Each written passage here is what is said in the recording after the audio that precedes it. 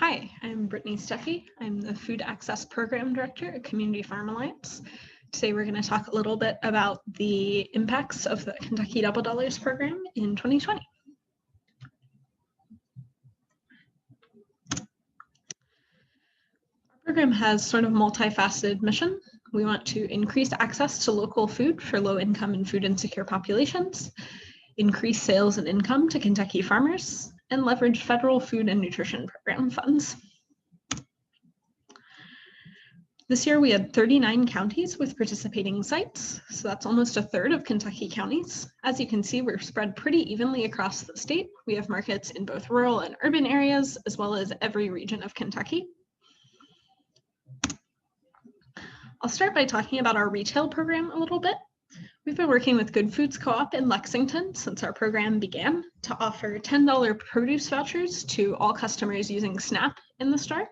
Those vouchers can be redeemed for Kentucky-grown fruits, vegetables, and plant starts in the store. This year, we expanded to the IGA store in Manchester. We hope to work with IGA to expand to a few other stores in Eastern Kentucky this coming year. Possibly our most visible program is our SNAP program at farmers markets. So this is a token-based program. You can see them there on the left. We had 28 participating sites for the SNAP program this year. So our SNAP program allows us to match up to $20 in spending per day for SNAP customers at farmers markets. So that breaks down between the fruit and vegetable and meat, egg, and dairy programs. So customers using SNAP at markets can get up to $12 per day for Kentucky-grown fruits and vegetables in matching green tokens, and up to $8 per day for Kentucky-raised meat, eggs, and dairy in purple tokens. One thing to note is that P-EBT, or the pandemic EBT cards issued to families on free or reduced lunch this year, are also eligible for this matching program. I've included some quotes from folks using the program or working with it at the market level as well. This is from Shasta Hamblin, a customer at the Knott County Farmers Market.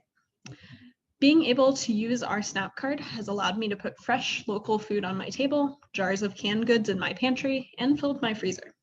The SNAP benefits drew me to the farmers market for the first time and created a weekly routine of stopping by the market, conversing with friends, and in this crazy time, feeling a sense of community. Now, one of our most popular programs is the Farmers Market Nutrition Program. This is a federally funded voucher program where booklets of vouchers are issued to folks in high-risk, low-income communities, in this case, low-income seniors, as well as women enrolled in the WIC program, so expectant mothers or mothers with really young children, that they can take to the local farmers market and spend on Kentucky-grown fruits and vegetables. We offer a matching program for this, so participants can get up to 2 matching vouchers per day at the market to also use to purchase Kentucky-grown fruits and vegetables. This year we had 36 markets offering matching WIC vouchers and 43 markets, so almost all of the markets in our program, offering matching senior vouchers.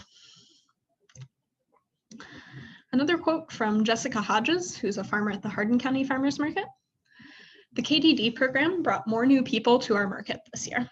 The best part is fresh produce from the farmers market was made accessible to more people. The additional access to fresh produce seemed even more important this year due to COVID-19. Our local grocery stores suffered limited supplies and food during the farmers market season. Because of the KDD program, more people are aware of our market and will hopefully continue to shop with us in the future. One thing that this quote highlights that I'd like to note is that as we saw this year, a major crisis like COVID can often break down our food supply chain on a national level, and we saw that here in Kentucky. One great thing is that farmers and farmers markets here were able to step in and fill in a lot of those gaps. Folks who were high risk or food insecure were able to shop with farmers or farmers markets directly to get products that either weren't available in stores or that they couldn't safely shop for in stores. So looking back at this past year, these are our program totals for the year. So these aren't our complete totals. As of this recording, it's only November, so the year hasn't ended yet, and many of our markets are still open and still issuing these incentives.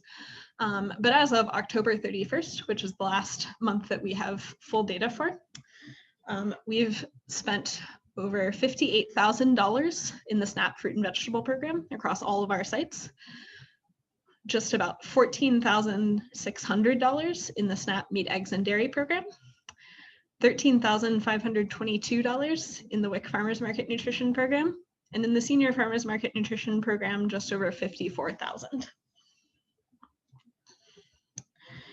To compare that with our previous year, 2020 is in the light purple here. First, we'll look at the left side, which is our SNAP programs. Usually we don't see quite so much growth in the SNAP programs, but the SNAP program is designed to be responsive during a crisis. So when something like COVID happens that has a major impact on the economy, folks who need food can access it very quickly. And that's what happened this year, and that's what we saw. And luckily, a lot of folks who were receiving SNAP or P-EBT were able to spend that in their local communities, and that money was able to go to local farmers. And we're happy to provide more incentive for that as well. Over on the right side, with the WIC and senior programs, you can see that something a little different happened. Our redemption for those programs was a little lower this year than usual. There are a few reasons for that. One is that these are higher risk populations, so they may not have been as able to safely go shopping at markets directly. Also, a lot of the sites that distribute those vouchers are health departments or senior centers or extension offices, many of which were either closed for the earlier part of the year because of the pandemic, or were repurposed for things like COVID testing or contact tracing, all of which are very important purposes, but do have an impact on other programming too. One last quote that I'll share is from Louise Murtaugh, the manager of the City of Whitesburg Letcher County Farmers Market. KDD is an essential part of the City of Whitesburg Letcher County Farmers Market. It may simply translate into doubling money for customers, but it's more than that. It's building a community and it's building trust in each other. Market staff believes that this is what brings people back. So that's all we have for you today. I'm Brittany Steffi again. Feel free to contact me at the email address here on screen. We'd also invite you to visit our website at cfaky.org to become a member or to sign up for our newsletter. You can also follow us on Facebook, Twitter, or Instagram. We hope to hear from you. Thanks.